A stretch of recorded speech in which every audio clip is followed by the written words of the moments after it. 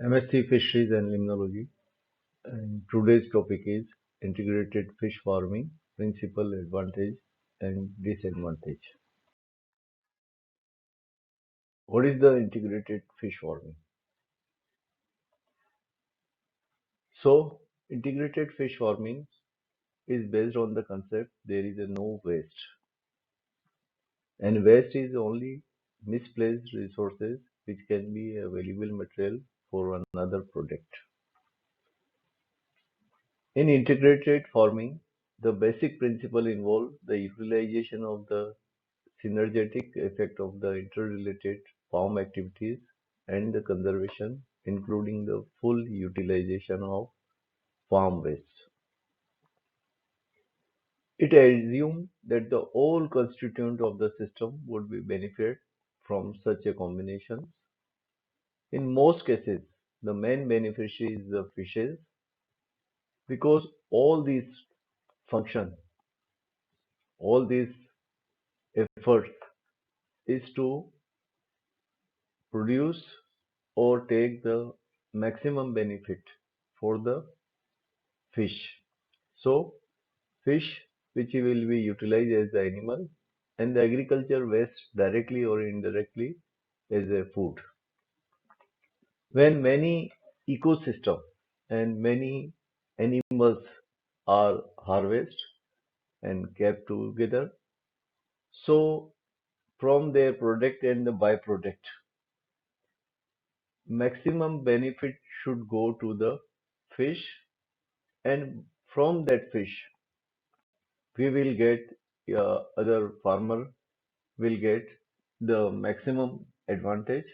So minimum output, minimum input से maximum output कैसे लिया जाए और एक एनिमल का डिस्कार्ड और वेस्ट मटेरियल दूसरे एनिमल के लिए किस तरह से काम में आए, इन सब को ध्यान में रखते हुए जब फार्मिंग की जाती है, that is known as the integrated fish farming. In integrated farming involve the recycling of the waste. इसमें सारा जो वेस्ट मटेरियल है वो रिसाइकल हो जाता है, जिससे इकोसिस्टम को कम से कम नुकसान होता है, और it has been considered and the economic and the efficient man of the environmental management. The advantage of the integrated fish farming. Here you can see there are different steps, and here is the crop, फसल. यहाँ पर दे सकते हैं this is the livestock in which you can keep the ducks, you can keep the cows, buffalo and goats. So here is the livestock, and these are remain on the either on the platform or on simple soil. So when they are on the platform, their manure and etc. will fall into the water, and in water there is a fish. And another is there is a crop or फसल जो जिस पानी के अंदर है, जिस जगह खड़ी है उसके अंदर फिश भी है.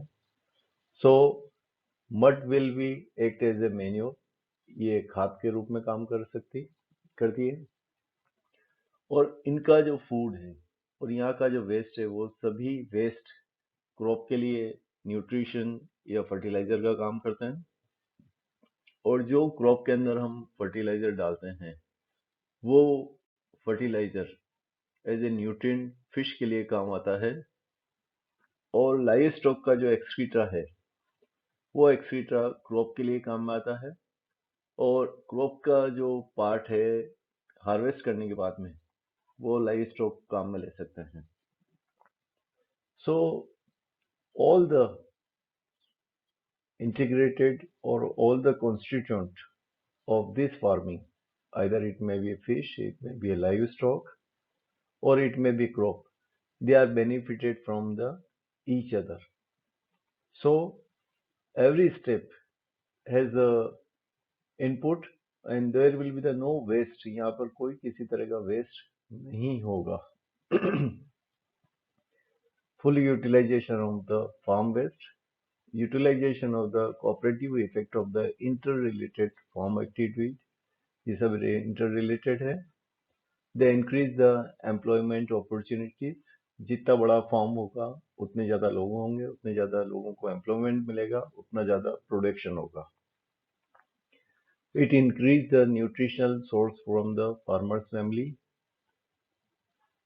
लाइव स्टॉक से दूध और सारे बाई प्रोडक्ट मिलेंगे, फिश से फिश और फिश के बाई प्रोडक्ट मिलेंगे, और इन मैन्योरिंग से, इससे न्यूट्रिशन से क्रॉप की भी अच्छी, फसल भी बढ़िया होगी, ग्रोथ भी अच्छी होगी।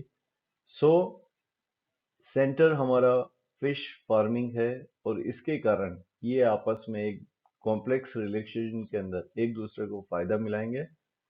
फायदा देने से ये होगा कि एम्प्लॉयमेंट अपॉर्चुनिटी मिलेगी और न्यूट्रिशनल वैल्यू जो एक इंडिविजुअल को मिलनी चाहिए वो पूरी मिलेगी।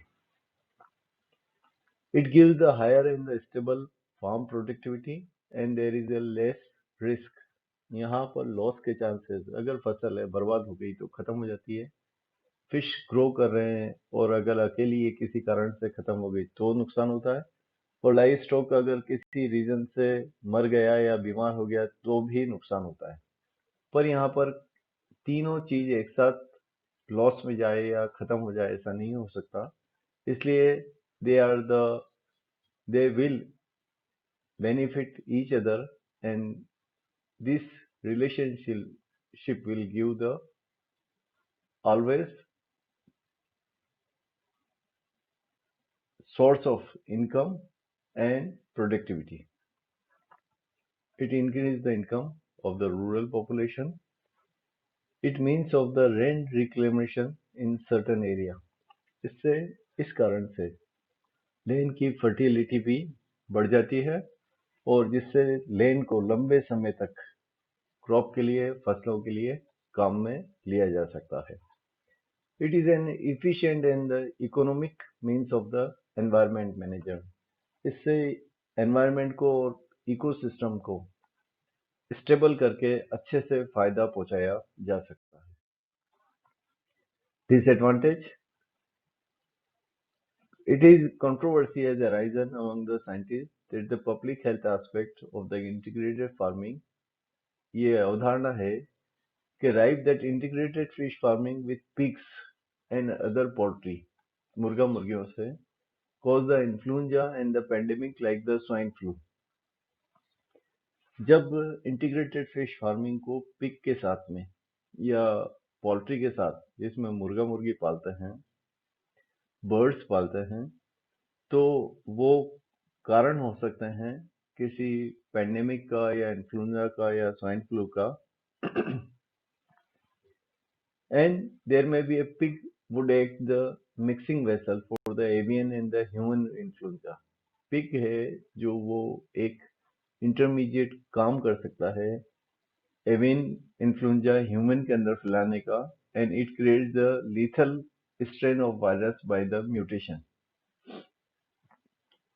बर्ड्स के अंदर जो इन्फ्लुएंजा पाया जाता है वो ह्यूमन को डायरेक्ट इतना ज्यादा नुकसान नहीं पहुंचाता है जब जितना कि वो पिग के द्वारा, एक कोई इंटरमीडिएट होस्ट के द्वारा आए और वो म्यूटेट करके आए।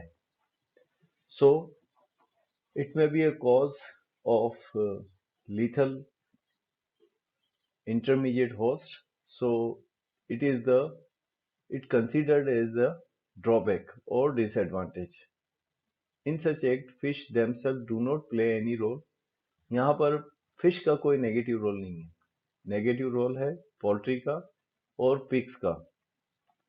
There is no conclusive evidence that integrated farming can be a public health hazard। ऐसा अभी कोई सॉलिड प्रूफ नहीं है, पर साइंटिफिक स्टडी में ये माना गया है कि एवियन फ्लू और पिग्स के द्वारा जो वायरस फैलाया जाता है वो ह्यूमन को हैजर्ड कर सकता है, नुकसान पहुंचा सकता है। So pig poultry combination in integrated fish culture should be avoided. दूसरे जानवरों के साथ में आप इंटीग्रेटेड फार्मिंग कर सकते हैं, एक्सेप्ट उनको पिग को उसमें इन्वॉल्व नहीं किया जाए, क्योंकि दैट में cause the various diseases. So other ducks or cows and buffalo can be used for the integrated farming. Pigs should be avoided for the integrated fish farming.